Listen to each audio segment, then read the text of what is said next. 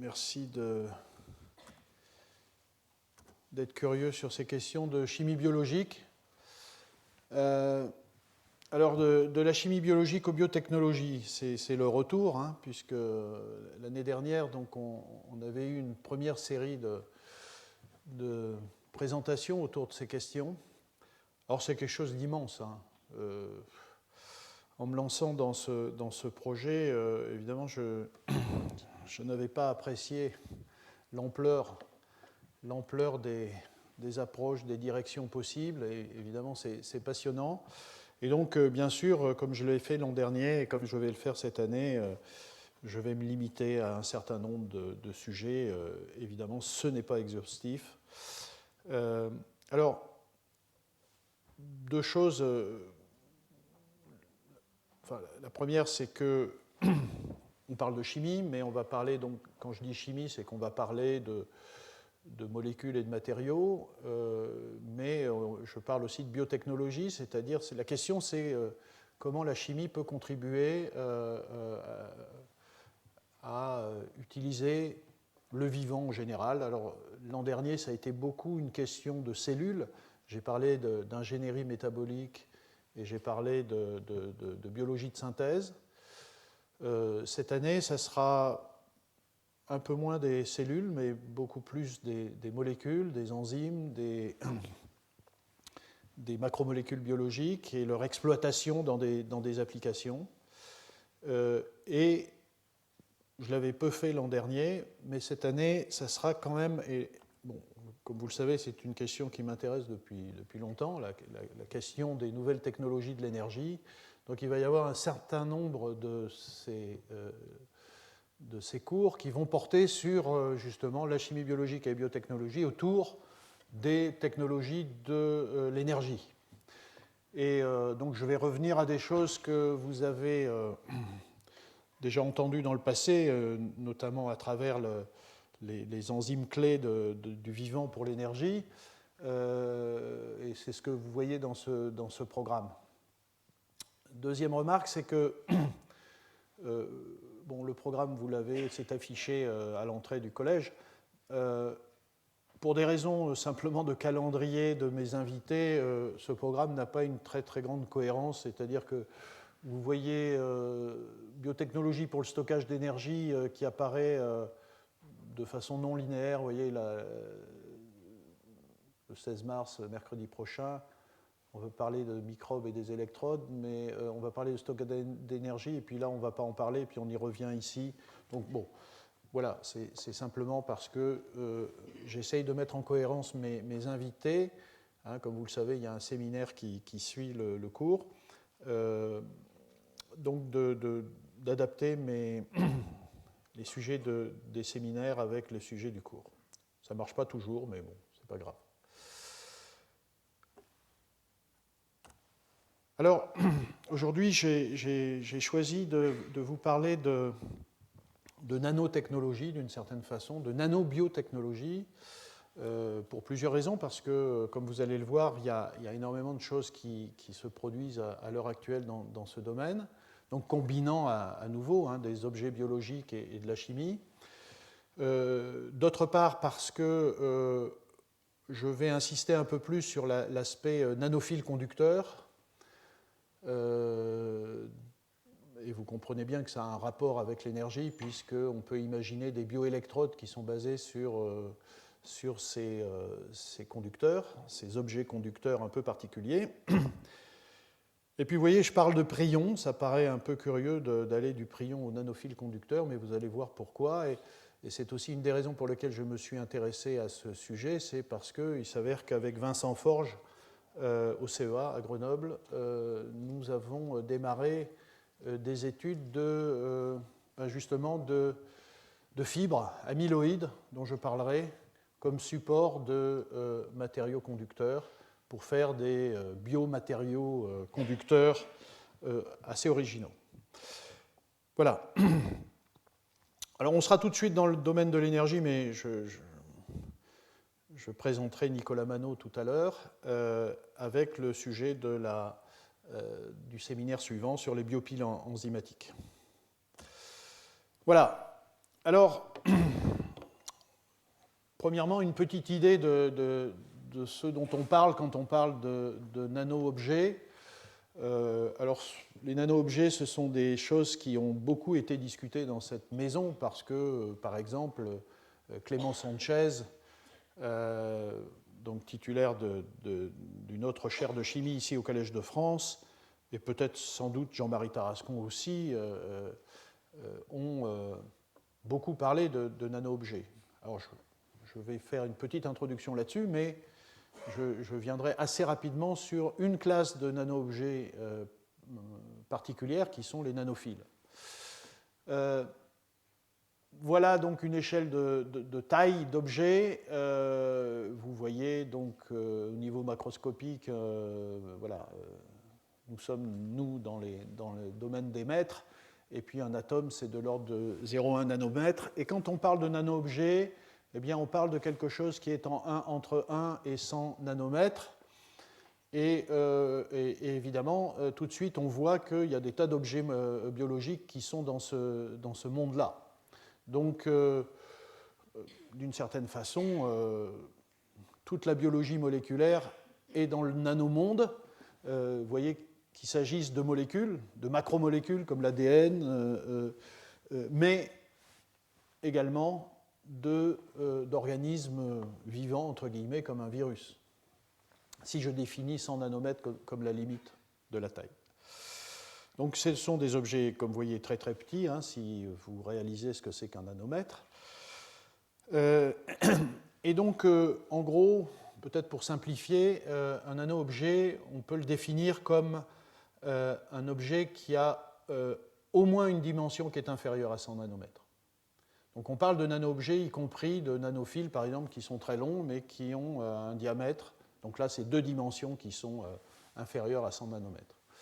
Et donc, en gros, vous avez des objets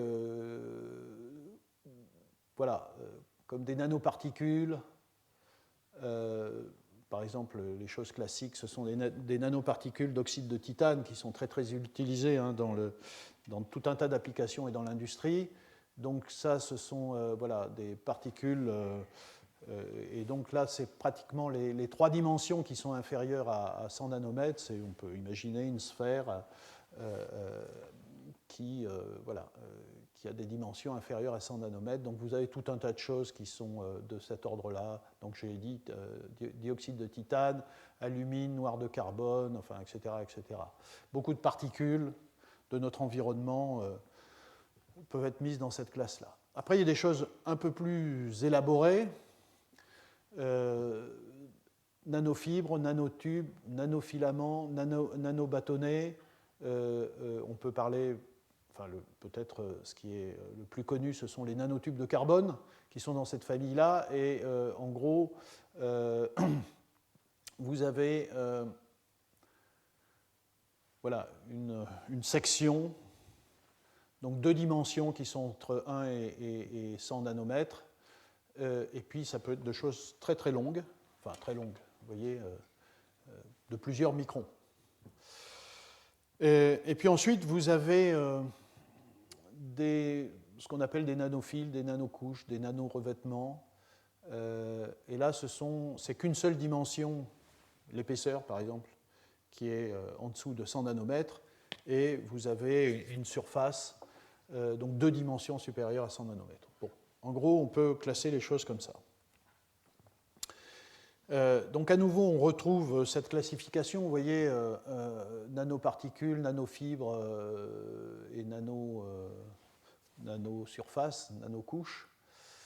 Et à l'intérieur des nanofibres, eh bien, voilà, je vais discuter de tout un tas de choses différentes. Ça peut être donc des nanophiles conducteurs. Vous voyez, donc ça peut être, on voit ici par microscopie que cette représentation-là, qui est schématique, rend assez bien compte de la réalité. Hein, vous voyez, c'est vraiment des nanophiles qui poussent sur des surfaces. Ça, ce sont des nanophiles d'argent, des nanotubes. Voilà. Et ici, vous avez des nanophiles qui sont de cuivre, par exemple ici, qui sont... Alors, sorte de fagots de fils qui donnent des fibres, enfin c'est des nanofibres. Vous voyez, donc on a différentes tailles, différents assemblages, différents éléments qui constituent ces matériaux. Alors il y a eu beaucoup d'engouement auprès de ces nanophiles conducteurs, enfin éventuellement conducteurs ou à rendre conducteurs dans la recherche récente, y compris dans des applications. Alors je vous en donne, je les liste ici. Applications donc dans le domaine des capteurs, des nanobatteries, des nanophotopiles, dans le domaine de la catalyse ou de la photocatalyse, dans le domaine de l'électronique moléculaire ou de la mémoire moléculaire. Enfin, il y a énormément d'applications. Et je vais vous montrer quelques exemples autour de nanotubes de carbone, autour de nanophiles inorganiques, de polymères conducteurs, pour finir sur ce qu'il y a de plus biologique dans ce que j'ai choisi de vous présenter, pour vous montrer comment la biologie et la chimie peuvent coopérer dans ce domaine-là, pour finir sur ce qu'on a fait avec Vincent Forge et qui n'est pas encore publié. Alors, tout au long de ce cours, je vais parler de quelque chose que je trouve assez intéressant, qui a été encore peu développé. On parle d'organismes génétiquement modifiés, c'est ce que j'ai discuté l'année dernière, lorsqu'on a parlé d'ingénierie métabolique ou de biologie de synthèse. À plusieurs occasions, je vais parler de quelque chose que je définis comme étant, je ne suis pas le seul, mais comme étant des organismes chimiquement modifiés, OCM au lieu de OGM. Ça doit faire, à mon avis, encore plus peur que des OGM, encore que, bon. Enfin, c'est l'idée d'introduire dans le vivant des éléments chimiques exogènes qui transforment le fonctionnement du vivant. Et ici, il y a eu un travail qui est tout à fait intéressant, qui a été produit, vous voyez, récemment, Nature Materials en 2014, où on évoque le terme aussi de nanobionique. Et donc, l'idée ici du travail, c'est dans des organismes de type plante, alors ça peut être, et vous allez le voir là tout de suite, ça peut être la plante entière, mais ça peut être aussi des chloroplastes isolés, mais dans des systèmes comme ça, dans lesquels il se produit de la photosynthèse, dont j'ai abondamment parlé au cours des dernières années, il se produit de la photosynthèse, donc vous savez, qui convertit l'énergie solaire en énergie chimique, par un mécanisme extrêmement complexe, mais l'objet ici, ce n'est pas l'objet ici d'en reparler. La question, c'est est-ce qu'on peut améliorer la photosynthèse? Alors ça paraît un peu ambitieux. Il y a énormément de réflexions, et j'aurai l'occasion d'y revenir, mais énormément de réflexions sur est-ce qu'on peut finalement toucher à un mécanisme aussi complexe que la photosynthèse, par voie génétique ou autre, pour améliorer les rendements. Comme vous le savez, c'est une question clé, j'aurai l'occasion de le redire, parce que les rendements de la photosynthèse, par exemple chez les plantes, est faible, très faible. En même temps, ce n'est pas parce que la nature a échoué dans la mise au point d'un processus très efficace, c'est pour tout un tas d'autres raisons, mais en gros, ce n'est pas plus que 1% chez les plantes. Donc ça pose un très très gros problème si l'on pense à l'exploitation de la biomasse pour faire des biocarburants, enfin, etc., dont je reparlerai lors d'un autre exposé, et que donc évidemment ça se traduit par des surfaces colossales pour récupérer des biocarburants, enfin pour récupérer de l'énergie chimique qui est dérivée de l'énergie solaire. Avec de si faibles rendements, il y a tout un tas de gens qui pensent que la stratégie biocarburant est une stratégie qui n'a aucun avenir. Donc voilà, il y a des réflexions sur est-ce qu'on peut améliorer la photosynthèse. Alors dans ce travail, ces gens-là ont pris l'initiative de regarder comment des nanotubes de carbone, qui sont des objets qui ont la propriété d'être de très très bons conducteurs d'électrons, de regarder, et à la fois qui ont des propriétés, enfin toutes sortes de propriétés, y compris des propriétés photosensibilisatrices. Bon, en gros, c'était d'introduire des nanotubes de carbone dans des chloroplastes ou des plantes et voir est-ce que ça a un impact sur la photosynthèse. Voilà. Alors, il y a des expériences qui ont été faites aussi bien avec des chloroplastes isolés qu'avec des plantes. Et donc, évidemment, la première question, c'est est-ce que des nanotubes de carbone, comme ça, donnés tout simplement à de tels objets biologiques, pénètrent à l'intérieur des cellules? La réponse, c'est oui, moyennant quand même qu'il y ait une décoration particulière avec des polymères de ce nanotube de carbone. Et effectivement, ce qui est montré, c'est que ce nanotube de carbone pénètre à l'intérieur de la cellule en traversant les membranes. Alors il y a ici, comme vous pouvez le voir, ça, ce sont des chloroplastes. Il y a du marquage, il y a de la fluorescence associée au nanotube de carbone. Et dans cette expérience-là, il y a de l'oxyde de cérium qui est ajouté comme une sorte d'antioxydant. Et effectivement, il est connu que l'oxyde de cérium rentre à l'intérieur des cellules, et vous voyez qu'on a à la fois l'oxyde de cérium et les nanotubes de carbone. Et c'est la même chose dans des plantes. Lorsqu'on traite une feuille, eh bien, on observe la fluorescence. Vous voyez le recouvrement entre la fluorescence des nanotubes et la feuille. Donc effectivement, il y a des nanotubes de carbone qui sont rentrés dans la feuille. Et de la même façon, si vous avez des chloroplastes, vous voyez qu'il y a un recouvrement nanotube de carbone, chloroplaste. Donc effectivement, ça rentre. Et simplement, la conclusion, c'est cette ouverture sur va-t-on vers des plantes dites nanobioniques, dans lesquelles on introduit des nanomatériaux comme les nanotubes de carbone. Et ce qu'on observe, dans ces organismes chimiquement modifiés, c'est qu'en effet, par des mesures,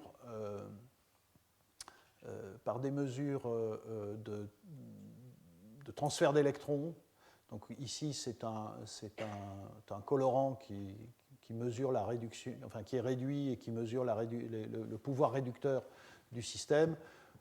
Comme vous le voyez, dans les courbes bleues, ce sont les nanotubes de carbone. Donc NC, c'est pour nanoceria, c'est pour l'oxyde de cérium. Et vous voyez qu'il y a quand même une très très grosse différence entre la courbe noire, qui est le système naturel, sans nanomatériaux, et puis la courbe bleue, qui est le système avec les nanotubes de carbone. C'est-à-dire que vous avez à la fois plus d'activité et en même temps une activité qui dure beaucoup plus longtemps. Et puis vous le voyez ici dans l'augmentation des activités de transport d'électrons à l'intérieur de ces organismes. Donc ça ouvre l'idée qu'en effet, on peut introduire des nanomatériaux dans des organismes vivants. On peut parler d'organismes chimiquement modifiés.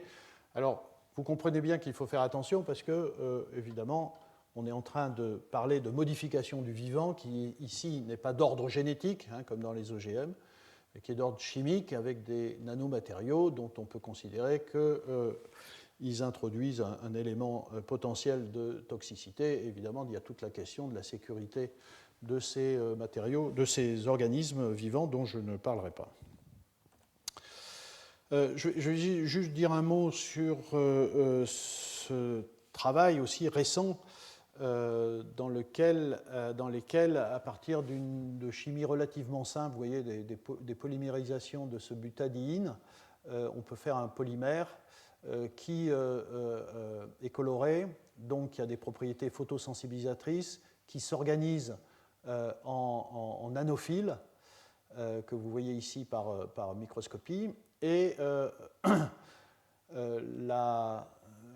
une des choses intéressantes, c'est que la formation du polymère à partir du monomère se traduit par un changement significatif de la bande interdite de ce matériau semi-conducteur ou photosensibilisateur, vous voyez, avec un band gap, ici une bande interdite autour de 2 électronvolts, ce qui est intéressant parce qu'on est dans le domaine de la lumière visible.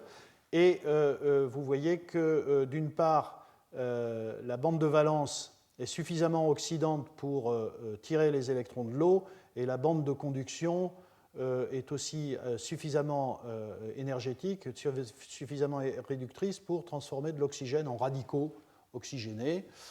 Et donc vous pouvez, simplement en éclairant ce polymère, produire à partir de l'eau et de l'oxygène, produire des espèces extrêmement oxydantes. Et ici, dans ce travail, c'est un matériau qui a été utilisé pour faire du traitement de polluants. Alors, bon, par exemple, un des nanomatériaux les plus utilisés dans cette perspective de traitement de l'environnement, dégradation de molécules organiques toxiques pour l'environnement, etc., c'est l'oxyde de titane. Alors ici, donc, les gens qui ont travaillé là-dessus ont comparé les activités entre des oxydes de titane et le nanopolymère dont je vous ai parlé, les nanophiles conducteurs polymériques. Et comme vous le voyez, pour certains composés, vous avez, alors vous voyez, ces différentes molécules organiques. Et comme vous le voyez, ça c'est dans l'UV, ça c'est dans le visible. Et vous voyez que la dégradation de ces composés est particulièrement efficace, notamment dans le domaine visible, en utilisant ces nanopolymères par rapport aux nano-oxydes de titane. Donc vous voyez, on peut produire des polymères conducteurs, photosensibilisateurs d'une très grande efficacité. Alors évidemment, quand on passe dans l'UV, vous voyez que l'oxyde de titane est particulièrement efficace, mais ça c'est bien connu. Mais c'est tout à fait intéressant de passer de l'UV au visible. Alors maintenant, je vais passer donc, et jusqu'à la fin de ce cours, aux nanophiles hybrides. Quand je parle hybride, j'entends par là bio et organique ou inorganique. Et je vais illustrer de quelques exemples. Alors, je vais surtout parler de protéines, mais je voudrais citer aussi quelques travaux beaucoup de travaux, et je vais illustrer ça avec l'un d'entre eux, où le support biologique est de l'ADN, par exemple. Donc il y a des techniques, vous voyez, il y a des techniques assez classiques qu'on appelle d'ailleurs peignage de l'ADN, qui est des techniques de dépôt pour faire des fils d'ADN à la surface de matériaux. Donc voilà, vous avez une solution qui contient de l'ADN que vous déposez sur du verre et vous déplacez cette solution et l'ADN s'accroche à la surface et ça vous permet de rendre linéaire cet ADN et c'est ce qu'on voit ici, vous voyez, tout ça ce sont des brins d'ADN qui sont linéarisés à la surface, sur une surface. Et il a été montré, il y a eu plein d'exemples, vous voyez ici c'est de l'argent, ici du cobalt, par réduction de sels métalliques, on peut déposer le long de ces surfaces, de ces fils d'ADN, on peut déposer des métaux, alors c'est du cobalt 0 et de l'argent 0, c'est par réduction, en présence d'un réducteur de réduction de sels métalliques, et là on a donc, vous voyez, des nanophiles qui deviennent de fait conducteurs parce que ce sont des nanophiles qui sont d'une certaine façon métallisés. Voilà, ça c'est un exemple d'ADN. Je vais parler de protéines maintenant, et exclusivement de protéines. Et je vais m'intéresser à cette classe tout à fait passionnante de protéines qui s'assemblent spontanément en fibres protéiques. Et ça c'est un grand sujet parce que, vous allez le voir, ça ouvre aussi sur la question de ces protéines qui ont des incidences pathologiques extrêmement graves, et notamment lorsqu'on parle de fibres amyloïdes. Alors, donc il y a tout un tas de protéines, je vais en donner quelques exemples, qui spontanément s'assemblent en fibres protéiques. Ceux qui travaillent avec des protéines savent que les protéines ont aussi tendance à s'agréger. Et donc, je vais faire la différence entre agrégation de protéines et formation de fibres. Donc, lorsque ces fibres sont formées, ce qu'on observe, c'est que ce processus est tout à fait intéressant, à la fois parce qu'on a des objets de taille nanométrique, donc on reste dans le nanomonde, que la synthèse de ces fibres est relativement facile, puisque en jouant sur des petits stress de pH ou de toutes sortes de sels, de conditions diverses, on a, sans forcer, donc de façon extrêmement spontanée, on parle d'auto-assemblage, formation de ces fibres, donc la synthèse est relativement facile. Et puis, à partir du moment où on sait manipuler des protéines, ce qu'on sait faire depuis très très longtemps par tout un tas de techniques, chimiques ou génétiques, etc., évidemment, ce sont des objets, des fibres qu'on va pouvoir transformer et donc dont on va pouvoir moduler les propriétés, que ce soit des propriétés physico-chimiques ou des propriétés de réactivité, à travers, par exemple, des actions de mutagénèse. Alors évidemment, ce sont des protéines, des fibres protéiques, et elles ne sont pas conductrices. Et donc, il y a eu, depuis un certain nombre d'années, tout un tas de réflexions sur comment profiter de ces fibres protéiques qui sont tout à fait intéressantes pour les amener à faire des fils conducteurs qui auraient l'avantage d'être, évidemment, ce seraient des fils biodégradables, naturels, entre guillemets, etc. Et donc, en gros, il faut l'associer avec quelque chose qui conduit les électrons, par exemple un métal. Donc, en gros, cette recherche-là, c'est d'établir un protocole d'assemblage, d'auto-assemblage de nanofibres protéiques. Donc, il faut établir un support protéique qui est organisé, contrôlé, structuré, etc. Et ensuite, introduire sur le support protéique quelque chose qui va donner de la conductivité. La première fois que je me suis intéressé à cette question-là, c'est lorsque j'ai vu, vous voyez, ça fait maintenant pas mal de temps, en 2008, un objet assez étonnant, dont rien n'a été fait d'ailleurs ensuite, mais qui, en plus, qui concernait une protéine que je connaissais bien à l'époque, qui est la transférine. La transférine, c'est la protéine que vous avez dans votre plasma sanguin en abondance et qui transporte le fer dont vous avez besoin, et c'est une protéine donc, qui a la capacité de fixer des ions fer 3+, dans un site particulier, de le transporter et de le donner aux cellules par des mécanismes assez complexes, mais ce n'est pas l'objet. Donc cette protéine, vous la voyez ici, elle contient un atome de fer par monomère. Et ce qui avait été montré, c'est qu'elle était connue pour effectivement s'auto-assembler sous forme de fibres. Voilà les fibres. Et au bout d'un certain temps, ces fibres s'assemblent elles-mêmes. Vous voyez, ça c'est une fibre, mais s'assemblent elles-mêmes en fagots de fibres. Donc avec des diamètres beaucoup plus importants par rapport à ici. Vous voyez, les fibres, c'est 3,8 nanomètres de diamètre, et ici, c'est plus de 100 nanomètres.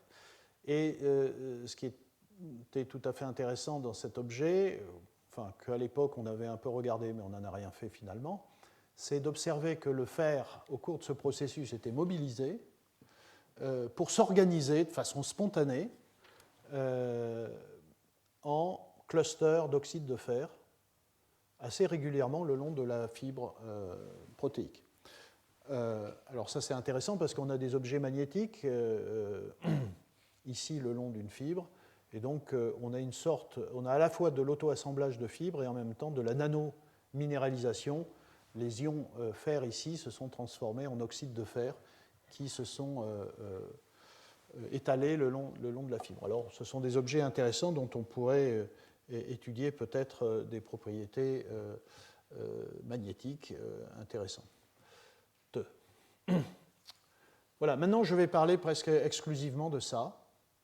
Je vais parler des fibres amyloïdes. Donc là aussi, c'est une classe de protéines qui ont tendance à...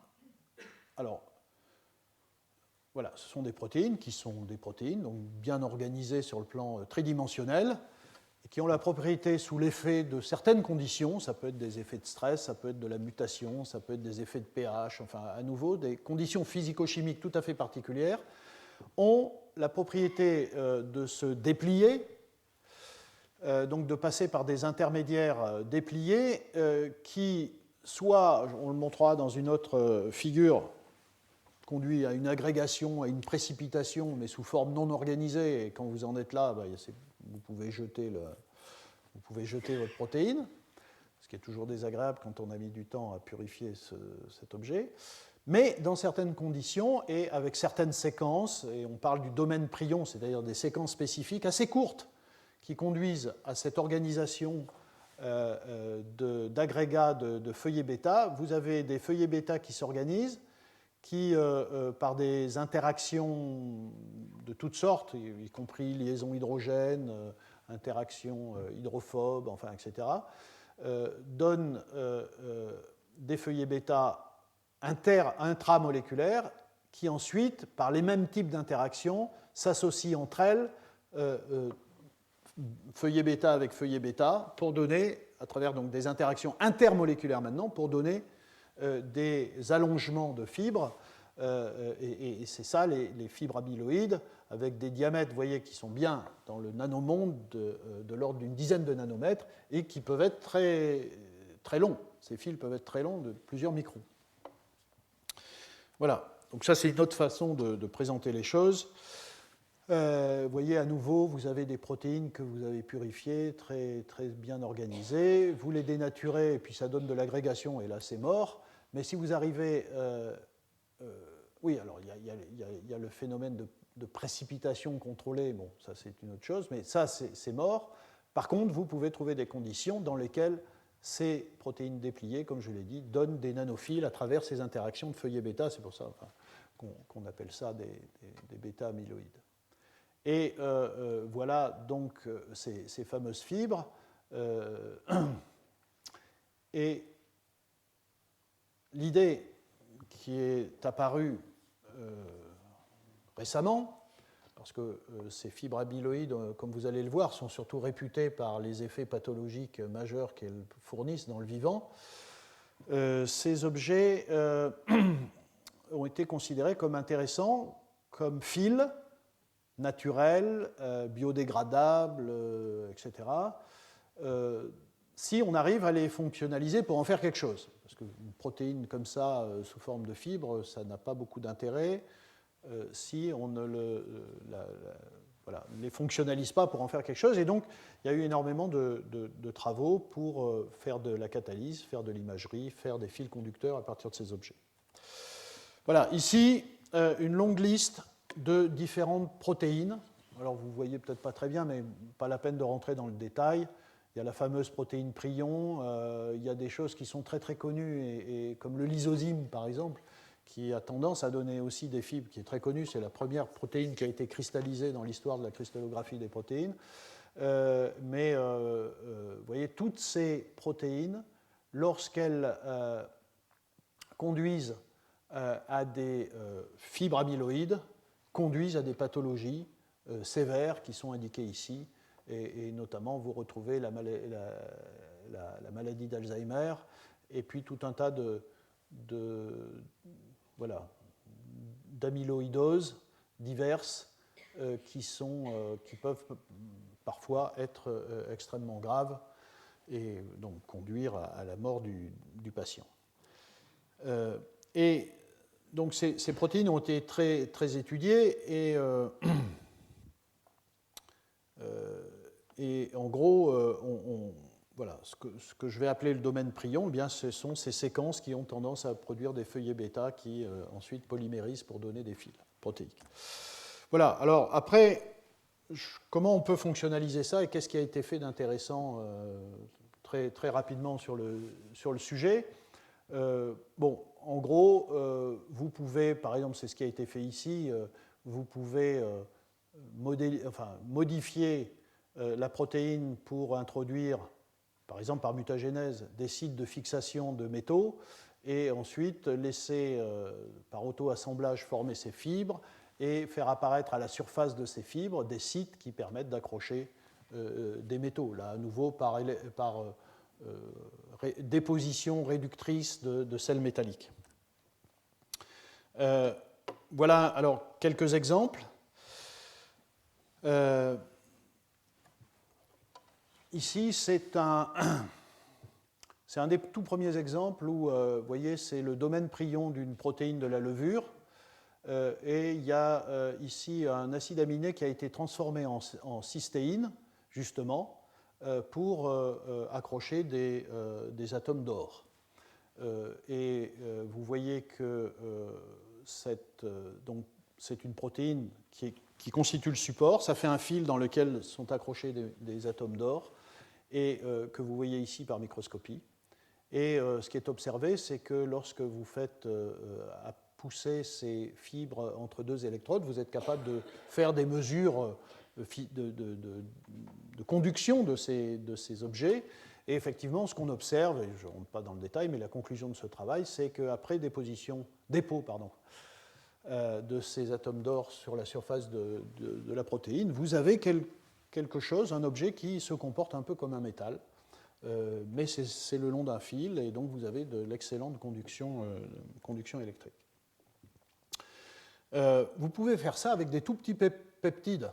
Vous n'avez pas besoin d'une grosse protéine.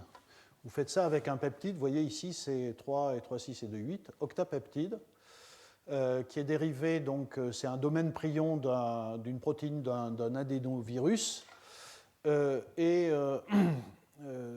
Donc là aussi, vous pouvez à la fois faire des modifications, d'acide aminé dans ce peptide. Ce peptide s'auto-assemble en nanophiles protéiques, donc fibres amyloïdes. Vous observez que, alors, soit votre mutation détruit la capacité, ce qui arrive, hein, détruit la capacité de faire des fibres, et auquel cas il faut laisser tomber, soit effectivement vous gardez, comme dans ces cas-là, la capacité de faire des fibres, et vous pouvez faire de l'étude structure-fonction un petit peu de ces peptides. Et effectivement, ce qu'on observe, vous voyez ici, c'est donc de la microscopie qui permet de regarder l'accrochage d'argent à la surface de ces fibres. Et vous voyez ici, en absence de cystéine, il n'y a pas de métaux. Vous voyez, les métaux, ils ne sont pas du tout accrochés à la fibre. À l'inverse, si vous avez une cystéine, vous avez 4 peptides différents. Vous voyez, si vous avez une cystéine, vous avez le long de la chaîne polypeptidique, enfin le long de la fibre, vous avez des atomes métalliques. Et vous voyez que donc, la cystéine est absolument essentielle. Vous voyez aussi que c'est nettement mieux lorsque vous avez une sérine adjacente. Enfin voilà, donc vous pouvez moduler la capacité de façon extrêmement simple. À partir d'un peptide, vous pouvez faire un fil, vous pouvez moduler sa capacité à fixer des métaux et en faire des systèmes conducteurs. Et évidemment, ces peptides se comportent différemment vis-à-vis de l'argent, de l'or, du platine. Je ne rentre pas dans le détail, mais à nouveau, on observe que la combinaison d'une cystéine et d'une sérine en début de ce peptide fournit les meilleurs systèmes de fixation des métaux. Donc ça, c'est pour la question de l'accrochage des ions métalliques pour faire donc de la métallisation pour faire de la conduction. Un système assez intéressant ici, qui est une approche assez judicieuse d'une certaine façon de bio-inspiration, c'est ce travail qui a été mené, vous voyez, récemment, et qui part d'une enzyme qui est l'anhydrase carbonique. Alors l'anhydrase carbonique, c'est une enzyme qui est très très connue par les gens de l'enzymologie et de la chimie bio-inorganique, parce que c'est une métalloenzyme. Son site actif, ici, c'est un atome de zinc, et par ailleurs, c'est une enzyme qui est connue comme étant sans doute l'enzyme qui a un facteur de multiplication des vitesses le plus grand qu'on connaisse parmi les enzymes. c'est une chimie un peu particulière qui est la transformation du gaz carbonique en bicarbonate, donc qui permet de dissoudre le gaz carbonique dans des solutions aqueuses à travers sa transformation en bicarbonate. Vous voyez, c'est une molécule d'eau qui s'ajoute au CO2, et donc pour ça, il faut évidemment une activation de la molécule d'eau. Un truc classique, c'est un atome de zinc qui est un très très bon acide de Lewis qui fixe la molécule d'eau, qui favorise la formation d'hydroxyde et qui peut attaquer OH-, attaque le CO2 pour donner du bicarbonate. C'est la chimie assez triviale, mais ce que les auteurs ici ont observé, c'est que cet atome de zinc était fixé par trois histidines qui appartenaient à deux feuillets bêta différents. Enfin, à un feuillet bêta avec deux histidines qui appartiennent à ce domaine et une autre histidine ici. Et donc, l'originalité du travail, ici, ça a été de dire, eh bien, cette capacité à former des feuillets bêta pourrait être exploitée à partir d'une toute petite séquence, donc un petit peptide dans lequel je mets des histidines. Ici, vous voyez, ce sont des leucines. Ces peptides ont la capacité de s'associer en fibres. Et grâce à la présence de ces histidines, eh bien, vous avez la possibilité de créer un site actif qui ressemble à l'anhydrase carbonique avec un zinc et trois histidines fixées sur le zinc avec la capacité d'un quatrième site de coordination pour fixer la molécule d'eau qui doit être activée. Voilà, cet objet-là a été caractérisé et effectivement, voilà, et ce qui est observé, c'est qu'en effet, cet objet-là, cette nanofibre protéique métallisée par des atomes de zinc, par des ions Zn2+, sont capables de catalyser des réactions d'hydrolyse d'un ester. Ici, c'est une réaction standard. Et là aussi, je vous montre qu'on peut faire toutes sortes de modifications à partir de ces peptides. Donc chaque fois, vous avez HH ici, pratiquement, évidemment, parce que vous avez besoin des histidines pour fixer l'atome de zinc. Et puis après, vous pouvez manipuler le système en variant par mutagénèse les différents acides aminés. Et ce qu'on observe, c'est que, par exemple, si vous prenez ce peptide, vous observez que vous avez une très très bonne activité. Ici, enfin, vous voyez, ici on a 30 et puis il y a des cas où on a 0,2. Donc vous avez une très très bonne activité et par exemple vous savez que la glutamine est un acide aminé qui a tendance à favoriser la formation de fibres amyloïdes. Et ce qu'on observe dans ce travail, c'est qu'en gros, si vous comparez, enfin ça c'est un test, la thioflavine se fixe sur ces fibres et c'est un test pour montrer que vous formez des fibres, vous pouvez le voir aussi par microscopie, mais si vous comparez par exemple ce peptide 7 ici et le peptide 11 qui est ici, vous observez à la fois que vous formez moins de fibres que dans le cas du 7 que dans le cas du 11. Vous le voyez ici d'ailleurs. Autant T0, il n'y a pratiquement pas de fibres avec 7, il faut attendre un certain temps avant d'en avoir. 11 a une tendance à faire des fibres spontanément, et puis évidemment, plus vous attendez, plus vous en avez. Et en gros, si vous comparez ces 7 et 11, vous voyez 11, 62 et 7, 18. Donc il y a une corrélation entre la capacité de défibrillation et l'activité catalytique. Vous observez aussi qu'au lieu des leucines, si vous avez des isoleucines, c'est nettement mieux. Voilà. Vous observez, enfin voilà, vous pouvez voilà, les valines aussi, voilà, vous avez des valines isoleucines qui sont mieux que les leucines qui sont ici. Bon, etc. Autre exemple, vous voyez, très récent, dans le domaine de la catalyse. Donc là, on va étudier des activités de cytochrome C peroxydase. Donc là aussi, là c'est le fameux peptide de la protéine qui est responsable de la maladie d'Alzheimer. Là aussi, donc petit peptide qui est indiqué ici, et comme vous le voyez, vous pouvez faire varier ce substituant ici et celui-là, différentes combinaisons, et vous observez que vous pouvez manipuler cet objet de sorte que vous pouvez obtenir des nanofibres ou des nanotubes, vous voyez, différentes combinaisons. Et ces fibres protéiques ont la capacité de fixer du cytochrome C. Ce cytochrome C à la surface ne modifie pas la capacité de former des fibres, et la microscopie montre, ce sont ces taches blanches, les endroits où s'est fixé le cytochrome C.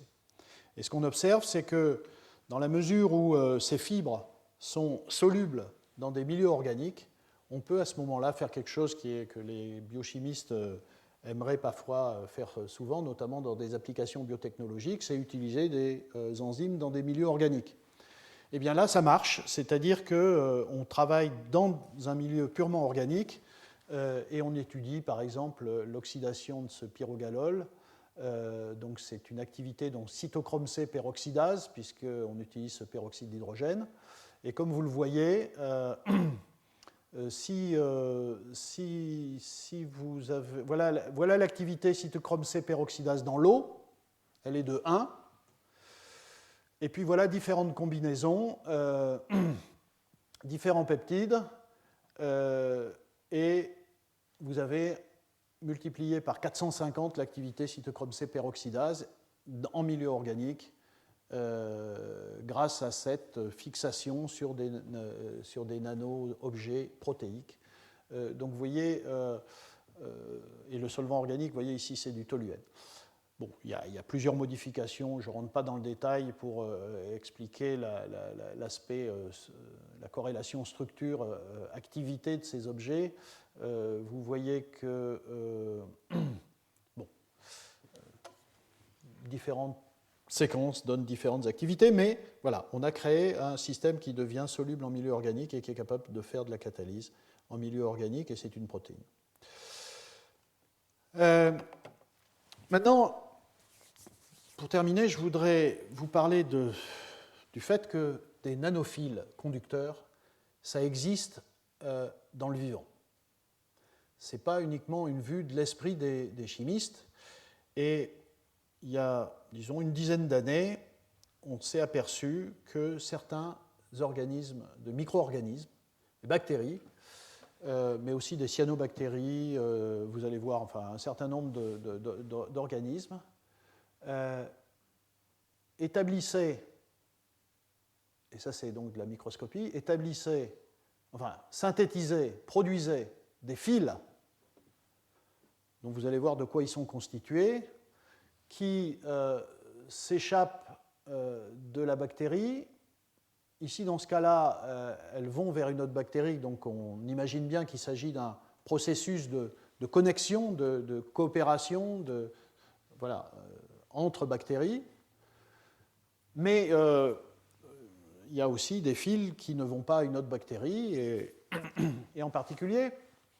Donc voilà par exemple, vous voyez, ce sont des fils qui ont un diamètre à peu près de 50 à 150 nanomètres, donc on est bien dans le nanomonde, mais qui peuvent être très longs, plusieurs microns.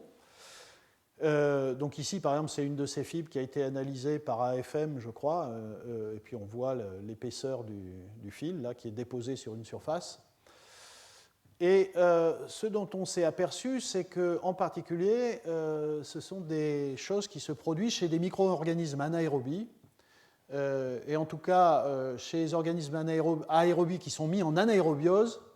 Donc il n'y a pas d'oxygène pour respirer, il faut leur donner autre chose pour respirer, et en gros, enfin, c'est aujourd'hui la théorie, ces fils sont faits pour aller chercher des accepteurs d'électrons pour pouvoir respirer.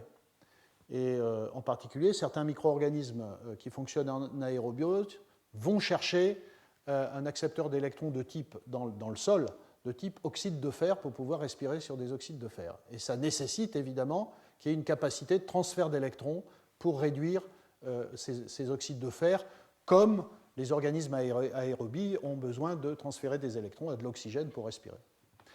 Et effectivement, c'est ce qu'on voit par exemple dans cette bactérie qui, vous voyez, pousse en présence de ferrihydrite, donc ça c'est du fer 3, et il se forme de la magnétite. Et la magnétite a du fer 2, n'a pas que du fer 2, mais a du fer 2, et donc il y a bien eu un processus de réduction de cet oxyde de fer. Et vous voyez qu'il y a des fils ici sur lesquels s'accrochent des oxydes de fer, et ces oxydes de fer sont des accepteurs d'électrons absolument essentiels à la respiration de cette bactérie. Donc c'est tout à fait intéressant. Donc assez récemment, les gens ont essayé de comprendre de quoi étaient constitués ces fils. Je vais passer rapidement là-dessus.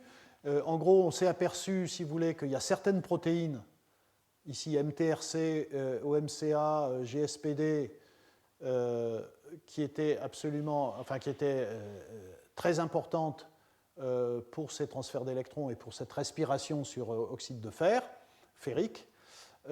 Et c'est très intéressant de noter que ces protéines, là, par exemple MTRC ou MC, sont des protéines de transfert d'électrons qui contiennent une quantité très importante de cofacteurs redox, et en particulier d'M, donc de porphyrine de fer. Et on retrouve tout ça chez comme des cyanobactéries, des méthanogènes, des thermophiles, enfin, etc. Donc voilà par exemple une structure qui a été obtenue récemment, en 2014, d'une de ces protéines, OMCA. Alors c'est tout à fait intéressant. Il y a 10 M. Vous voyez, en jaune, malheureusement, on ne le voit pas très bien, mais vous avez 10 groupes porphyrine de fer, et les études de ces systèmes indiquent qu'il y a des électrons qui rentrent ici dans l'M5 et qui vont jusqu'à l'M10 que vous trouvez ici, qui se trouve à proximité d'un peptide qui semble jouer un rôle dans la fixation d'oxyde de fer. Et c'est ainsi que par ce transfert d'électrons jusqu'ici, vous avez de la réduction d'oxyde de fer. Donc c'est des systèmes assez intéressants. Voilà, et donc il y a eu des travaux très très intéressants pour essayer, donc ça c'est, je crois que c'est, je ne sais plus où je l'ai mis, mais je crois que c'est un PNAS récent, j'aurais dû le mettre, il doit être ailleurs.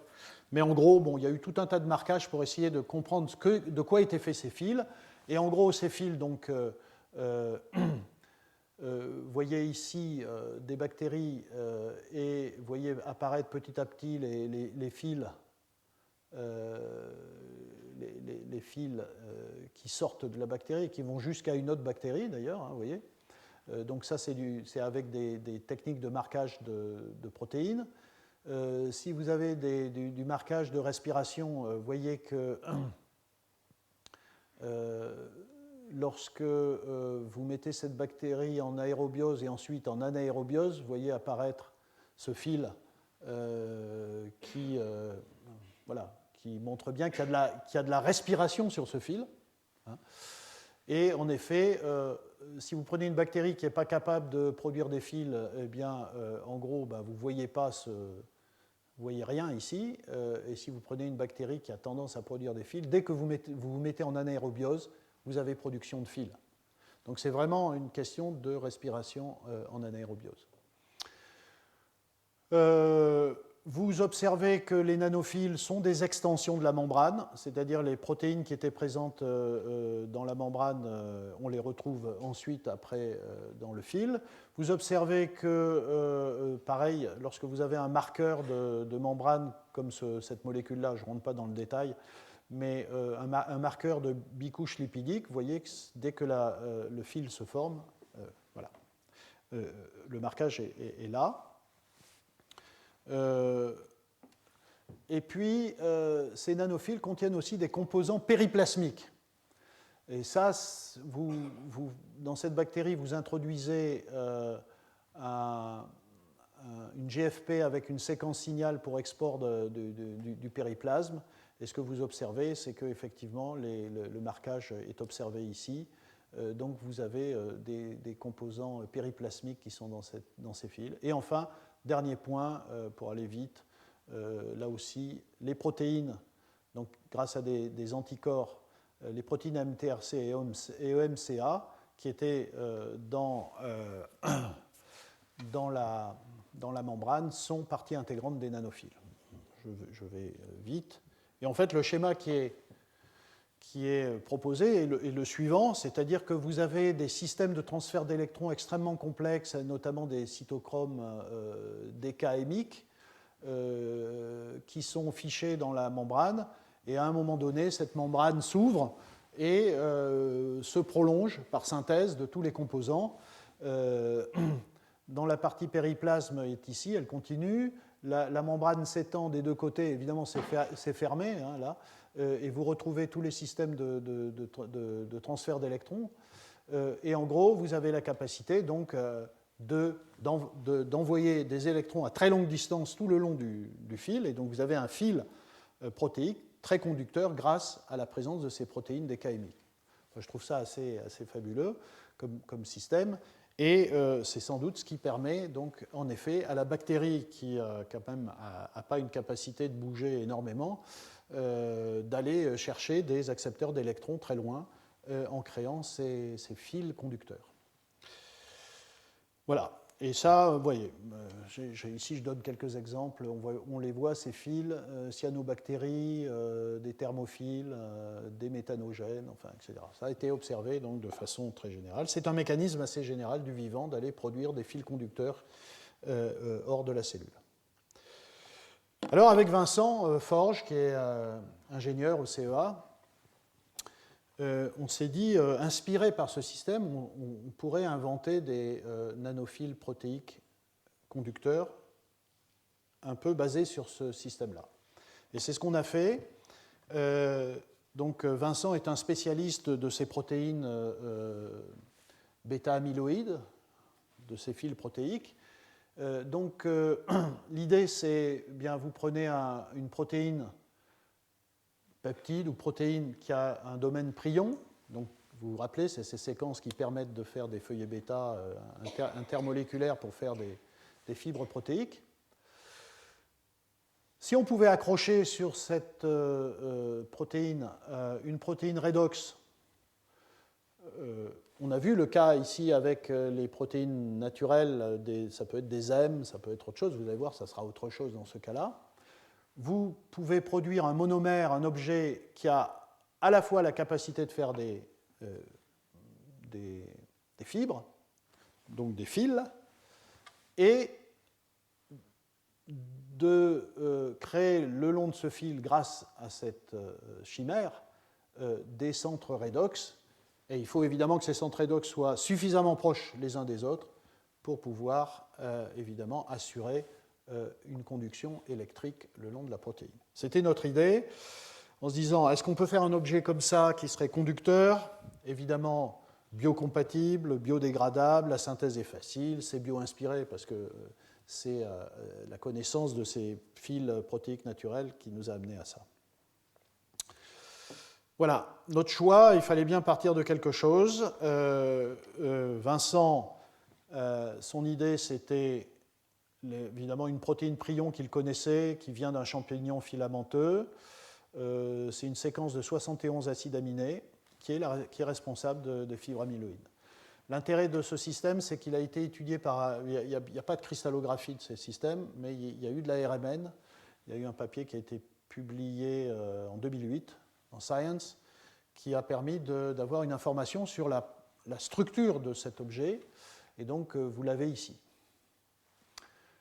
Et puis nous, on est spécialiste de métalloprotéines, et on s'est dit, pourquoi pas prendre la plus petite protéine à laquelle on peut penser, qui est connue pour être transféreur d'électrons, et on a pensé à la rubredoxine, vous voyez, qui fait que 5000 Dalton, il n'y a que 44 résidus, qui contient un atome de fer fixé par 4 cystéines, et qui est connu, enfin, qui a comme fonction de transférer des électrons, d'être médiateur d'électrons dans certains processus biologiques.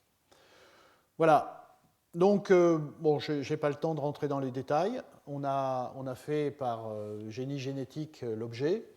monomère. Je ne vous montre pas tout ça, mais en gros, la caractérisation de l'objet hybride nous indique, qu'en effet, on a la partie métallique conserve ses propriétés de spectroscopie UV visible. Ici, vous voyez, ces bandes en UV visible sont très caractéristiques de la rubredoxine. Quand vous réduisez avec un électron, vous perdez ces bandes, donc c'est un transfert de charge soufre-fer. Vous gardez les propriétés redox de la protéine. Bon, le signal ici redox est un peu différent, mais vous le gardez. Et puis, vous gardez la capacité de former des fibres. Donc, le fait d'avoir accroché ceci n'a pas empêché de former des fibres. Voilà. Et on a pu déposer cet objet sur des électrodes et caractériser les propriétés conductrices de ce matériau. Je ne rentre pas dans le détail. Ce sont des choses qui sont... c'est un article qui est... je crois que je l'ai mentionné quelque part. Non, je ne l'ai pas mentionné. Bon, enfin, dans Nature Chemistry, ça fait 2 ans que c'est en révision. Donc, on peut faire différents films sur la surface. Ici, par exemple, c'est des films très fins, vous voyez, qui font de l'ordre du micron. Et là, l'analyse des propriétés électrochimiques en fonction de la vitesse de scan nous indique que c'est un processus qui est non limité par la diffusion. On a des transferts d'électrons rapides entre l'électrode et les premières couches de la surface. Et là, si on regarde la conductivité, eh bien, on s'aperçoit qu'on a une conductivité qui est tout à fait comparable aux biofilms, aux électrodes, aux polymères conducteurs qui sont largement utilisés.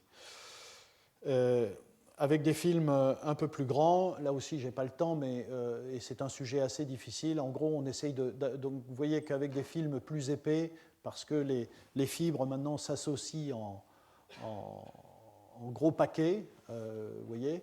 Donc on a des 18 microns d'épaisseur. Là, on a des comportements qui sont différents, puisque là, la linéarité est avec une racine de la vitesse de la vitesse de scan, mais bon, ce sont des éléments techniques qui nous démontrent que la diffusion ionique ne contribue pas à cette conduction et qu'en gros, voilà, notre hypothèse de travail, c'est qu'effectivement, on a un mécanisme de transfert d'électrons à la surface de ces fibres qui passe par des électrons qui vont d'un centre fer-soufre à un autre, enfin d'un centre fer de la rubredoxine à un autre fer.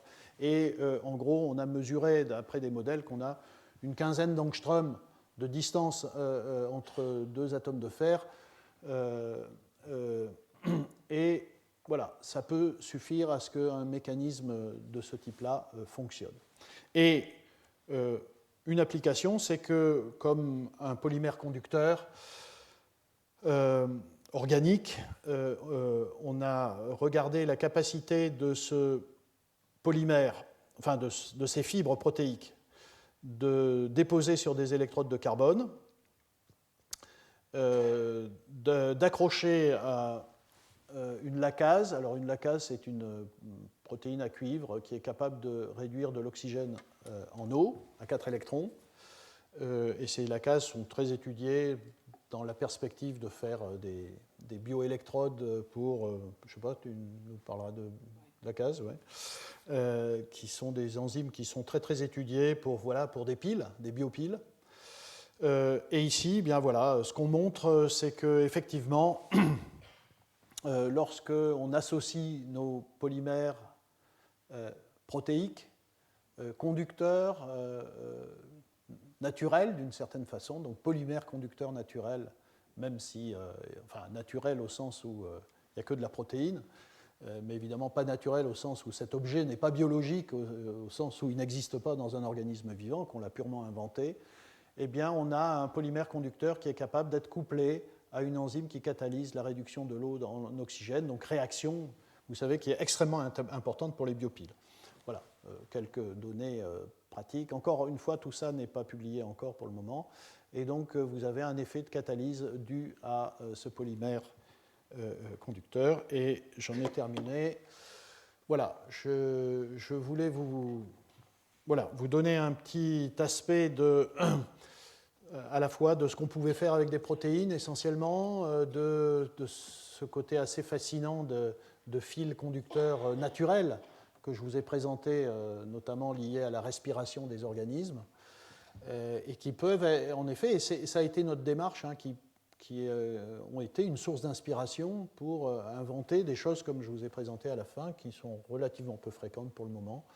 Et vous voyez que, à nouveau, en combinant des concepts de la biologie, en comprenant un peu en détail, parce que vous voyez ce travail de compréhension, comment sont organisés ces fils naturels, en comprenant de la biologie et en risquant de s'inspirer à travers une démarche très libre. Vous voyez, ici on a pris la rubrédoxine, mais on aurait pu prendre autre chose. Je crois que ce qui était important, c'était d'avoir des objets pas trop gros, parce qu'évidemment, il faut que les centres redox puissent communiquer entre eux le long de la chaîne protéique. Eh bien, voilà, on arrive à faire aujourd'hui des choses absolument merveilleuses, à nouveau, à cause de cette richesse qui associe la chimie et la biologie. Voilà, je vous remercie.